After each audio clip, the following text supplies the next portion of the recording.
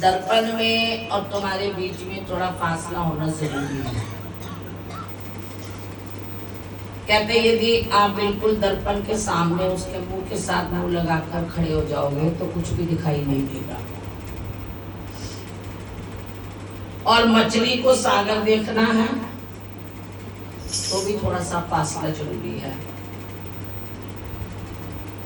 कहते सागर में रहकर मछली सागर को नहीं देख सकती, रेत पर डालोगे तो पता लगेगा ये क्या होता है। जीवन को देखना है तो जन्म और मृत्यु के बीच में तो थोड़ा फासला जरूरी है। कहते हैं आप मन में ये सोच कर चलो कि यदि जन्म है तो इसके बाद मृत्यु भी जरूर है। कहते हैं हम संसार में जब ये भूल जाते हैं ना कि जन्म ये जन्म है, मृत्यु कुछ है ही नहीं, और हम ये भी भूल जाते हैं कि मैं कहाँ से आया हूँ, मुझे कहाँ जाना है। हम ये सोचते हैं कि हमारी पक्की धरोहर है जहाँ बैठे हैं, लेकिन ये नहीं पता कि ये साड़ी पक्की धरोहर नहीं है। आज हाँ तो कल का कोई पता नहीं। यानी जन्म हुआ है तो मृत्यु भी होनी है। कहते यदि मन में ये रहेगा ना कि जन्म के साथ मृत्यु भी है तो शायद हम पाप करने से बच जाए। कहते हैं आज जहां भी देखो मिलावट का जमाना है। खाद्य पदार्थ और क्यों में मिलावट नहीं चल रही, विचारों से आदर्शों में मिलावट है, जरूरी है। हर एक चीज में मिलावट है। खाने पीने की चीजों में मिलावट है, इंसान के बोलने में मिलावट है, हर एक सामान में मिलावट है। क्योंकि सच के रास्ते पर कोई चलता ही नहीं है, और यदि कोई सच पर चलता है तो कहते इसे चलने नहीं आता। कहते हैं एक इंसान यदि सच के रास्ते पर चल रहा है ना तो संसार उसको कहता है तो गलत है,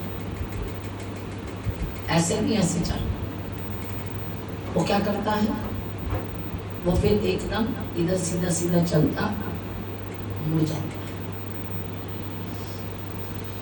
कहते हैं हम जो सांस भी लेते हैं उसमें भी मिलावट है। सांस में ऑक्सीजन कम, कार्बन ऑक्साइड की मात्रा ज्यादा है। यहाँ से बाहर के देशों में सिर्फ क्या है, कहते हैं वहां पर ऑक्सीजन लेवल अच्छा है। हम कहते हैं सांस ले, आप यहाँ से थोड़ी दूर चले जाओ, बाहर चले जाओ, दूर मत जाओ, ये ऋषिकेश तक चले जाओ, हरिद्वार तक चले जाओ, ऐसे पहाड़ों की वादियों में चले जाओ, तो वहां जाकर आपको अपने आप को महसूस होगा कि हमारा ऑक्सीजन लेवल अपने आप ही अच्छा है, ताकि हम, क्योंकि मिलावट नहीं है। यहाँ क्या है, मिलावट ज्यादा है, पॉल्यूशन ज्यादा है, सांस लेने में दिक्कत है, सांस में भी हवा नहीं है। कहते हैं लोग कहते हैं आज ईमानदारी के साथ जी नहीं सकते, लेकिन हम कहते हैं ईमानदारी के साथ जी नहीं सकते तो ईमानदारी के साथ मर तो सकते हैं। कहते कोई कहता है ना कि मैं कितना भी ईमानदार रह गया, लोग जीने नहीं देते। कहते ना जीने दे, कहते वो अपना कर्म नहीं ढूंढना तो अपना बता, मैं कौन हूँ। कहते हैं हर एक इंसान अपने आप को ना भूले कि मैं कौन हूँ, मैं कौन था, मैं कौन हूँ। हम जब ये दो चीजें भूल जाते हैं, मैं कौन था यानी मैं पीछे क्या था, अब मैं कौन हूँ। कहते यदि हम ये दो चीजें याद रखें ना तो शायद हमारे जीवन में परेशानी आए ना, और हम शायद पाप कर्म से भी बच जाए। मैं कौन था, मैं कौन हूँ। अब कोई सोचेंगे कोई शब्द थोड़ी है, लेकिन इसका रहस्य कितना बड़ा। मैं कौन था यानी मैं कल क्या था और आज मैं कौन हूँ। फिर इसके साथ क्या कहते हैं, सब तेरी कृपा है। मैं तो कल ऐसा था कि एक दाने के लिए तरसता था, और आज मैं ऐसा हूँ खुद भी खाता हूँ और आगे भी देता हूँ। तो इसके आगे क्या है, सब तेरी कृपा। हमें यही शब्द बोलना तो मुश्किल लगता है, सब तेरी कृपा। तेरी कृपा नहीं, हम कहते हैं मेरी कृपा, मेरा कर्म। कहते हैं भूल होना ये एक सहज बात है। कोई भी बात हो जाती है, हो गई भूल, कहते हैं, लेकिन भूल को सुधारना ये हमारी संस्कृति है। कहते हैं भूल करना इतनी भूल नहीं, भूल को ना मानना ये सबसे बड़ी। इंसान जब इंसान का पुतला बना है तो भूल तो होगी। कहते हैं जब स्कूल में जाएंगे नहीं, पढ़ाई पढ़ेंगे नहीं तो गलती कहाँ से होगी? यदि लेसन लिखेंगे नहीं है तो गलती कैसे होगी? कहते जो काम करेगा उससे गलती भी होगी, जो करेगा उससे भूल भी होगी। लेकिन भूल करके मान जाना ये सबसे बड़ा उपाय है। भूल को ना मानना ये सबसे बड़ी गलती है। एक तो भूल करे, एक माने ना। एक तो अपराध करे और एक हमने किया ही नहीं। कहते ये हमारी सबसे बड़ी भूल है, अपराध करके ना मानना। आप देखो यदि हम अपने अपराध को खुद ही मान ले तो भगवान कुछ कहता थोड़ी है, भगवान मेरे को पकड़ेगा थोड़ी। एक माँ भी यदि बच्चा अपनी गलती मान लेता है तो माँ उसको क्या कहती है? चलो बेटा आगे से मत कर, आगे से ध्यान रखना। और यदि बच्चा नहीं मानता तो फिर माँ, उसके बाद क्या होता है? क्रोध। माँ को भी क्रोध आएगा, बच्चे को भी क्रोध आएगा। माँ अपना क्रोध दिखाएगी, बच्चा अपना दिखाएगा। बच्चा क्या दिखाएगा? वो अपने पाप को छुपाएगा। माँ अपना बड़प्पन निकलेगी, वो कहेगी तेरी गलती है। तो उससे क्या होता है? बात बढ़ती बढ़ती बढ़ती बढ़ती बढ़ जाती है। क्रोध में क्रोध, क्रोध में क्रोध, क्रोध में क्रोध। मतलब एक गलती कितनी गलती बना देती है। कहते हैं भूल को भूल नहीं मानना ये मानवीय विकृति है। भूल कर भी कभी भूल ना करे, भूल करे और माफी मांगे वो इंसान है। भूल करके ना माने, माफी ना मांगे वो शैतान है। किसी को कह दो तूने गलती करी है, सॉरी कह, कहते क्यों को? कहते वो शैतान है। मतलब एक गलती और एक अपराध, मतलब गलती भी कर रहा है, अपराध भी कर रहा है, मान भी रहा।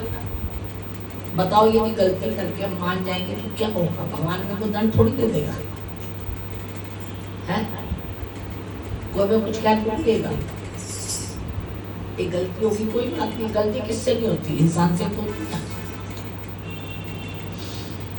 कहते हैं भूल करे, भूल को स्वीकार ना करे, भूल पर भूल करे, भूल पर भूल करे, वो सबसे बड़ा शैतान है। फिर जब पाप का मटका भर जाता है तो क्या होता है? फिर तेरा अवतार होता है? रावण ने पाप किया था, हालांकि चारों वेदों का ज्ञाता था, सबसे बड़ा ब्राह्मण था, ब्रह्म ज्ञान। लेकिन एक अपराध ने उसको कहा था, ऋषि मुनियों का खून चूसता था, है? जो ऋषि मुनियों का खून का मटका भर गया उसी से कौन निकली? सीता। जो कौन बनी? रावण की मौत का कारण। कहते संसार में भगवान ने इतनी सुंदर सृष्टि बनाई है ना, हमें उसकी सृष्टि समझ नहीं आती। मतलब हमारे मतलब की कोई बात है तो बहुत अच्छी है, और हमारे मतलब की कोई बात नहीं तो अच्छी नहीं। भगवान बहुत अच्छा है, उसने सब कुछ, हर एक चीज को सोच के समझ के। आप देखो, आप इंसान के पुतले को देखो ना जो भगवान ने बनाया, आंखों की जगह आंखें लगाई है, कान की जगह, और माँ की गर्भ के अंदर ही।